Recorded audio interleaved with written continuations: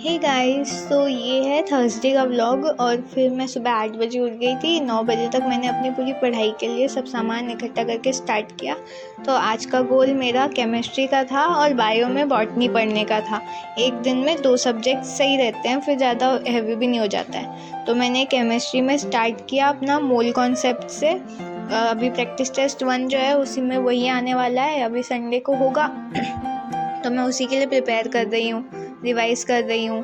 तो मैंने एक रफ़ नोटबुक ली और अपनी फेयर नोटबुक ली, और उसमें जितने भी क्वेश्चन सर ने करवाए थे, जितने QSD सर ने करवाए थे, जितने CSD सर ने करवाए थे, सब कुछ अच्छे से रिवाइज़ किया। और सर ने जितने भी CSD करवाए थे उन सबको मैंने एक अलग पेपर में लिखा, फॉर्मूला शीट करके अच्छे से बना ली, ताकि बाद में वही काम आए रिवाइज़ करने में। और मोल कॉन्सेप्ट बहुत ही बड़ा चैप्टर है, ये तो आज भी नहीं हो पाया पूरी तरीके से। इसका बस लास्ट का पार्ट थोड़ा सा रह गया है, सिर्फ वो कंसंट्रेशन वाला, तो वो फिर कर लेंगे अपन अगली क्लास में। और फिर उसके बाद 11 बज गए थे, फिर मैंने अपना बायो का बॉटनी का रिवीजन स्टार्ट कर दिया। बॉटनी में cell cycle and cell division का मियोसिस के बाद का पार्ट बचा था, तो फिर मैंने अपनी बॉटनी के नोट्स खोले और वो वाला पार्ट पूरा रिवाइज़ करना स्टार्ट किया, अच्छे से रीड कर करके, याद कर करके, अंडरलाइन करते करते अच्छे से याद हो जाता है। मतलब बहुत ही अच्छे से कंसंट्रेशन भी बनती है अगर आप ऐसे अंडरलाइन करते करते याद करते हो तो। फिर मैंने बहुत देर तक बॉटनी का रिवाइज़ किया, मतलब पूरा बॉटनी का मैंने मियोसिस सब कुछ कंप्लीट करके अच्छे से याद किया।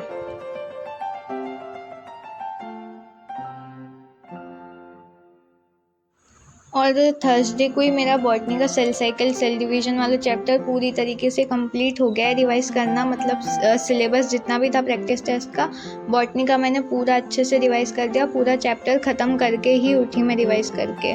तो उसमें लगभग मुझे 1 बज गए थे।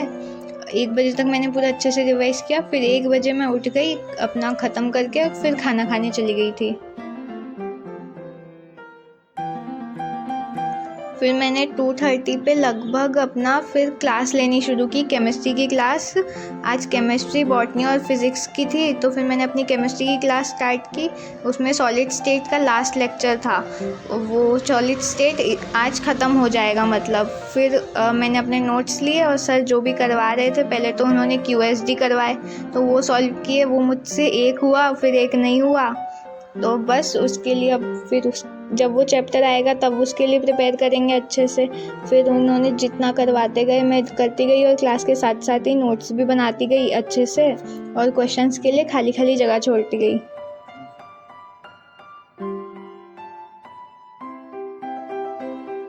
ये केमिस्ट्री की क्लास लेते लेते तो हाथ भी बहुत दर्द करने लग गया था लिखते लिखते।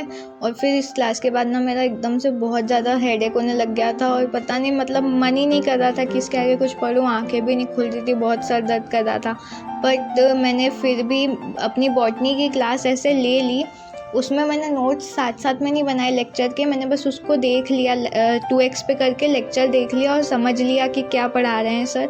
नोट्स उसके साथ नहीं बनाए मैंने, नोट्स मैं बाद में बना लूँगी आराम से। तो उसके बाद फिर मैंने 5 बजे रेस्ट किया, और फिर रात को लगभग 10 बजे मैंने अपनी फ़िज़िक्स की क्लास स्टार्ट कर दी। और फिज़िक्स की क्लास में भी सर ने क्वेश्चंस करवाए बहुत सारे, तो क्या है, रेस्ट कर लिया था तो थोड़ा अच्छा फील हो रहा था, तो इसलिए फ़िज़िक्स की क्लास में मैंने साथ में ही नोट्स बना लिए थे। वो थोड़ा सही हो गया था कि बाद में नोट्स बनाने का ज़्यादा बर्डन नहीं आ जाता है। बॉटनी की क्लास के थोड़े से नोट्स हैं, वो बाद में बना लिए जाएंगे।